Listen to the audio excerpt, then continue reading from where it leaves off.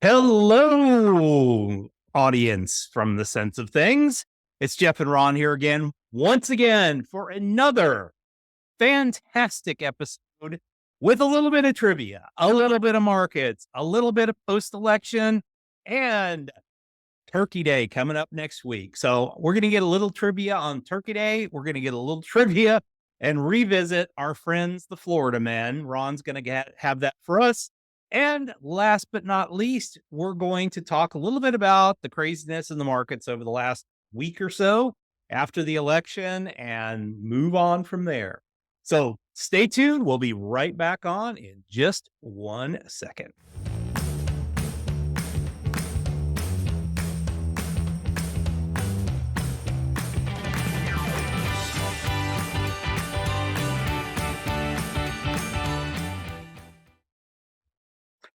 Hey, everybody. Welcome to the Sense of Things. Ron, how you doing, my friend?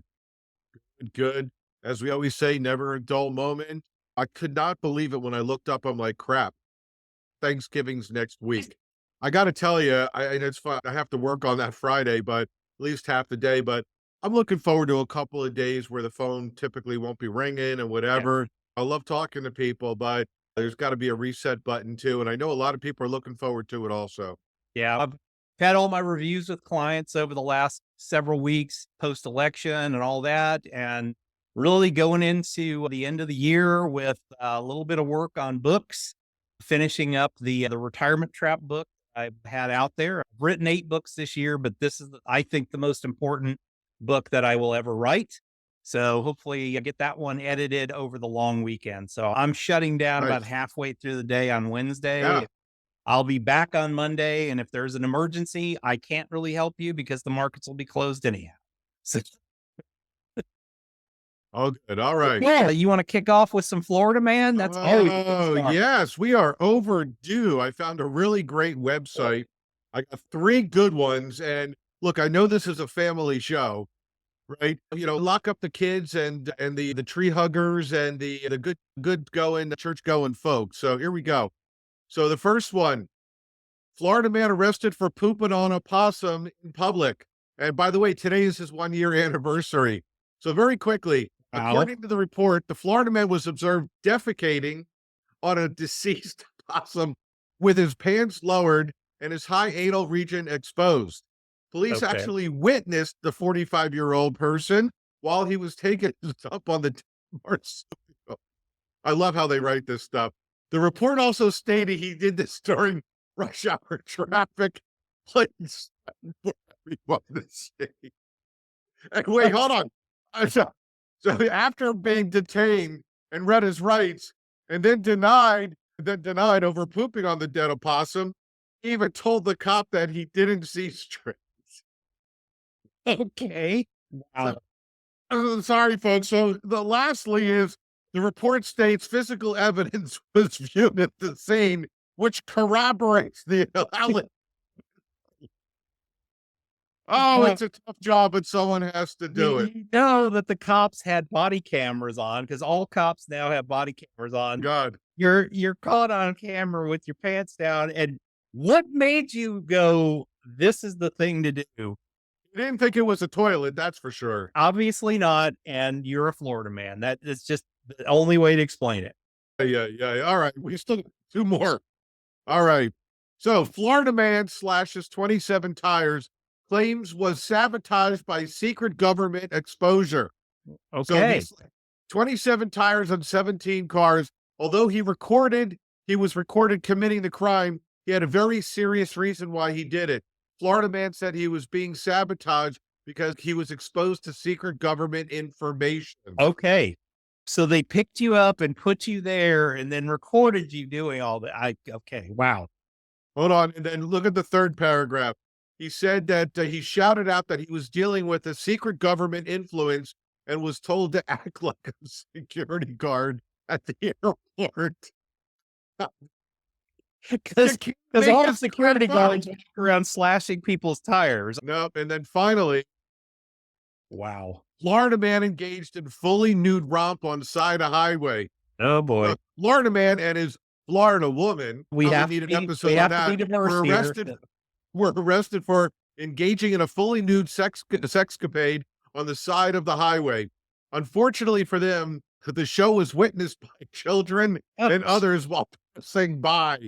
So this is my favorite. Several of the witnesses dialed 911 after seeing the couple after they walked by. One witness described them as naked from crack to sack going to town. I'm sorry. You can't make this stuff up. You were reported on I'm a Florida man about a Florida man. Wow. From crack to sack. You can't make this stuff up. Honestly, that sounds like that should be a country song. I think so. Honestly, eventually he's going to be. Yeah. All right. We should do a year-end special of just Florida men. Florida man. Yeah. Catch up on what happened this year during 2024. Oh God. We can have a year's man, worth these of are these are a year old at this point. So there's got to be some good Florida men. And like we were talking about before the show, I just happened to notice on Max, I was flipping around the other night and there is a show called Florida Man, which I just absolutely have to watch now just because of Florida Man. Yeah, absolutely. All right. Some more serious stuff. I don't know how we get better from there. So this is great. Ritholtz actually produced this chart. So if you invested at the absolute worst times in history, what does that mean? Not at the bottom. That's not the worst. That's actually the best time. You invested at the peak of the market during certain cycles and you just stayed in. You still did well over time. Yep. If you think about it, Black Monday, if you had invested at the peak of that market, you're still up 11% a year. Yeah. This is annualized returns. Even the dot-com bubble. Think about how bad that was. And don't forget, think about how overinflated things were that weren't even making money. The great financial crisis, hence the GFC, and then obviously the pandemic, for crying out loud. Think about it, right? We went through like the worst thing in 100 years as far as a biological weapon. And all of a sudden, even if you were at the peak, which was in late 2019, you still made 14.3% in the last 4+ years. But here's the reality of it. People talk to me about the great financial crisis and all that happened in the big recession, but look at 2000, the dot-com bubble. Still, after all these years, 24 years, it's still only an average of 7.6%. I tell clients all the time, I'm like, yeah, the great financial crisis was bad, but the dot-com bubble was way worse because it was 3 years of just straight down. Because you combine that with 9/11 and everything else, it was bad. And you see how bad we lost an entire decade during that time period. Well, also think about it. The great financial crisis, the S&P was down 60%. Yeah. Came roaring all the way back. Obviously, there's been 15 to 25 stocks that have really pushed it through, but it doesn't matter. Everything got lifted. Yeah, but still, everything else didn't go up as much than those, but it still all went up. Rising tide lifts all boats. Yep. So here's an interesting thing. Now, I know we always sound gloom and doom every now and then, and we have no idea when this is going to break, but I thought this was very interesting to bring up. This was in Bloomberg. It was in many publications by the New York Federal Reserve Bank. And I have an explanation on the next slide, but this is the quick chart that these are rejection rates. And this does not talk about my dating history. I am talking about credit card, mortgage, auto, credit card limit increases, and mortgage refinances. These are the rejection rates that have been peaking. I mean, been spiking. I can't make this stuff up. This isn't just you and I spinning facts here. So I may come back here, but let me go on to the next page because I know we're pressed for some time. So I just wanted to point out a couple of things here. So on the application rates, I just wanted to highlight that the application rate for auto loans in October, bullet point 3, was 11.8%, below the rates of October 2023 and October of 2022. Trending downward. On the rejection rate side, very quickly, bullet point number 2. Now, mind you, we talked about this before. Carryover credit card debt from month to month is $1.2 trillion. The average credit card interest rate is like 22% now.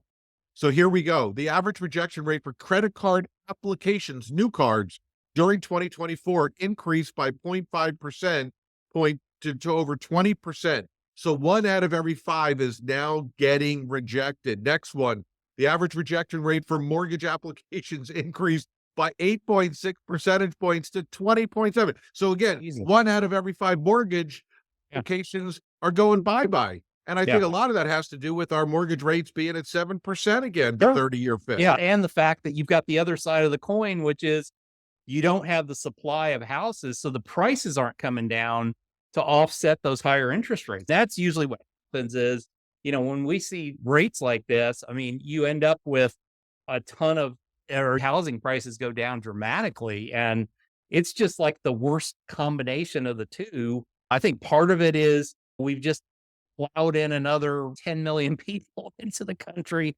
but it's just, we're not building houses at the rate we need to. Well, we can't. Yeah. We can't. And the last point to that, Jeff, very quickly, is I think this is twofold. I think people with poor credit are like, hey, let's go buy a house because we can always refinance when rates come down. Yeah. And the banks are like, they know this. We just want people with a certain credit rating and a certain amount of income to make sure that they're protected if they're holding the paper. So I think the last 2 points here are very important. We talked about this. Now we have the facts about banks and credit card companies denying credit limit increases. Here it is. 38 point, just figure 40%. 2 out of every 5, 4 out of every 10 people that need or request a credit line increase denied. So at some point we talk about this, the consumer will stop spending because there will be no more credit available for them. Well, so if they can't get a new credit card and they can't get a credit line increase, where's the money going to come from to spend? On the other side of the coin is the massive explosion of buy now, pay later. Things like Affirm and stuff like that. Horrible. Yeah. And okay, for people, it's convenient. I've used it before when I didn't want to put it on a credit card. I'd rather have it there. It's way the hell less of an interest rate and all that, but that's going to run out too. And you don't pay on one of those, you're done. You're not going to get any more credit from them. So I think I'm hearing buy now, pay later with groceries, which is just insane because it's like, you're never going to get, you're going to pay $30 for that head of lettuce over 5 years. Yeah, that's the thing. It's okay. You're going to run out of options. And I get it. I understand. You got to feed your family. And it was funny. I read when JD Vance became vice presidential candidate, I was like, I got to know who this guy is. And so I read Hillbilly Elegy, and he makes it very clear in there where he's like, these payday loan stuff and all that. For some people, that's their only option. And I think for more people, that's becoming their only option because they're getting stretched beyond belief. And I don't know when the merry-go-round ends here, but eventually it's going to end, and there's just nothing that is going to happen. And I don't think there's anything the government can do to fix that beyond, okay, we've got to get something under control at this point, because if people aren't going to have it, you just left the screen, whatever happened. If we start to see any kind of decrease in employment, we're going to be up a creek pretty fast. So. Yeah, I hear you. All right. What do you got? I thought that it would be fun, since we are going into the week of Thanksgiving, to have a little bit of Thanksgiving trivia for us this week. So give me just a second to get this up here. You mean when we tried to make peace with the Indians? Yes, there we go. Indigenous Peoples Day is coming up here. All right. Can you see my screen? I can. Good. All right. Let me scooch up here a little bit because I can't see my screen at this point. So let me just pull this down to where I can actually get to it. Okay. First and foremost, on average, how many questions does Butterball Turkey Talk? Oh, I heard this. I know it's over 1 million during the holiday season. I know it's over 1 million. I can't remember what the number. I did hear this once before. Not quite that much. 100,000. It was over 1 million. No, 100,000 calls during their normal season. Oh, all right. All right. According to Lending Tree, this was shocking to me. How many guests on average did Thanksgiving hosts expect to serve in 2023? You know what? My gut is telling me over 10. I'm going to go with 7. Nope. Actually, you should have stuck with your first answer. 11. I All don't right. have 11 people Always in go with your gut. my immediate family, and I don't have 11 people that I like enough to actually make a Thanksgiving dinner for. So it's amazing and shocking to me. Growing up in a small family is a good thing. All right. 1995, this popular Thanksgiving vegetable was the first to be grown in space. I'll take a guess. I'm thinking Thanksgiving Yep. What is there a Thanksgiving vegetable? Yeah. I didn't even wait. Maybe I'm losing my mind here. A beet. The potato.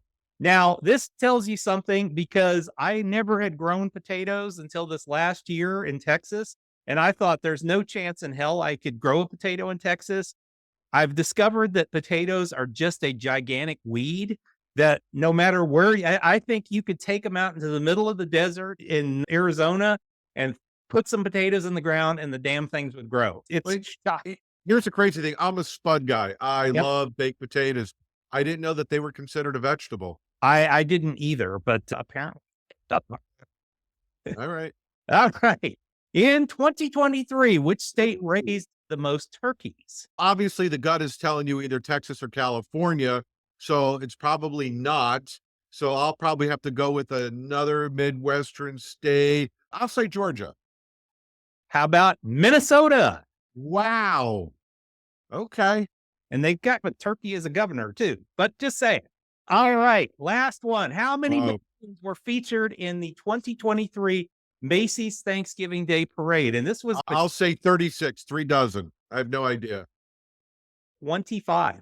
It Oh, it's seems funny. I like was there's a gonna go with crap load more of 24. them, but it's only 25. And that's about the average.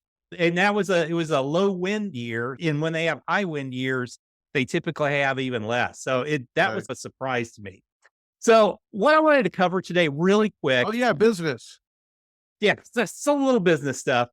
I've gotten a lot of questions from clients, and I have clients that are on both sides of the political fence and some in the middle. I will say I'm in the middle in a lot of instances, very conservative when it comes to the fiscal side of things, and in the middle on everything else. I'd rather just the government not do anything and get out of my life. But of course, I've had clients calling me saying, "Oh my God, the world is over. President Trump was reelected." Or, "Oh my God, yes, wonderful thing. The president's reelected. Oh, the market shot up. Wait a minute. What the heck? The market's gone down." Here's the reality. Here's the last 30 days on the S&P 500. Yes, we've seen a lot of movement. Prior to the election, in fact, the election day, up to election day, it was a big, massive turkey that was dropping. And then, No of pun course, intended. the election, boom, everything shot up. Then, boom, everything's been down. But let's look at the reality here. Here was yesterday. Here was a month ago. We're actually still up. So calm down. Everything is fine. You can't have the market shoot up 10% in a week without it pulling back a little bit. And we're still in earnings season. But let's look at reality. Here is the last year. So we're almost to the end of the year. The right side is higher than the left side, which has been a really good year. But what I would say is it's been a very frustrating and weird year because we've had a lot of bumps coming into this last few months, not the straight up, steady move that we're used to. It was a lot of bumpy. And so when you look at it in short term, it can really be looking like a swoon. But in the reality is we're still moving upward and climbing the wall of worry. Why are we climbing the wall of worry? The media tells you it's because of Jay Powell and why he felt like he had to come out this last week and say, "I don't know what interest rates are going to be like. Can you just shut up for 10 minutes and be data dependent like you tell us you are? You don't need to come out and say all this crap right now." And his buddy, Mr. Putin, who feels like he has to constantly just push. The reality is you're not going to launch nuclear weapons, you jackass, or you're going to be a big smoking hole in the world. So stop saying you're going to launch nuclear weapons. I don't know. It's frustrating to me because the media makes this the Yeah. easy answer, and it's not the easy answer. What No. I think the most likely answer is exactly circling around to the point that Ron talked about in his piece of those rejection rates. I think are starting to affect some of the companies. And we've talked about this before. I've had this kind of theory going on of what I call the trade down trade, which is people that are solidly middle class that are stretched massively. And we're now seeing that in the numbers that Ron brought up. We're now seeing this happen as far as Target. And I think Target is the canary in the coal mine here. They had an earnings per share miss of negative 19.5%, and they had a miss on revenue as well. But you know what? I get it. And I agree with everything that you said. But Yep. why is Walmart at all-time highs? Isn't it the same consumer? I think, and I think the numbers are saying it, there's that trade down trade from Target to Walmart, those value places. That's a trade Target, down trade? Walmart, TJ Maxx. The inside of TJ Maxx, which I follow very carefully, inside of TJ Maxx, home goods was their absolute amazing piece. And that is, hey, I can get nice goods. I just get them for a little less as a result of that. So I think personally, that is my belief of why, while we're sitting here during earnings season, there are some canaries like this that are more of that kind of upper end consumer that are showing, hey, I've got to find value someplace. And the Target CEO said that flat out. We're seeing we're just not seeing the traffic in our stores. Now, part of that is I think they've also gone off the deep end with what they offer in their stores. They just don't offer the stuff. My wife used to go and buy a lot of clothing at Target, and she's to the point now, she don't like anything they have. So Well, not only that too, but without going there, there's also some political, that in a lot of companies, you see it. And the problem is when you go down that Target, absolutely, let us shove stuff down your throat. When it comes to stuff, let's put it right out front. And then they get caught. And the problem is once you make people mad, they're just not going to come back. And we saw this also with Tractor Supply, very kind of Midwestern stuff like that. They went off on this kind of weird DEI track, and then they got caught. And it's like they lose track of their audience or they lose track of their consumer. You know what? At the end of the day, just treat everybody, sell good product at good prices, you'll do well. Get out of all the I don't need politics in my I don't need politics in my schools. I don't need politics. I don't need a corporation to be that one that's telling me what I should think. You know what? No. Let me think what I want to think and just freaking make good products. Guess what? I could take my money elsewhere. That's what's happening. And it's funny because like Tractor Supply, their stock has still not recovered. And they went completely the opposite. Oh, we're going to stop all this stuff. You've already pissed everybody off at this point. So they're just not going to come back, or they're not going to come. Some people, there's no other option because that is the supply that they go to the place. Right. That's the local place. But other than that, it's for that person that's like in the town where I live, yes, there are rural areas where people have farms and stuff like that. Tractor Supply for us was, okay, it's that kind of cool place that you go to if you want to buy some of that type of stuff. But I don't have to go there. Is most of the stuff that they have, I can get at my local hardware store. I think part of this is, a response to some of the DEI stuff and all that.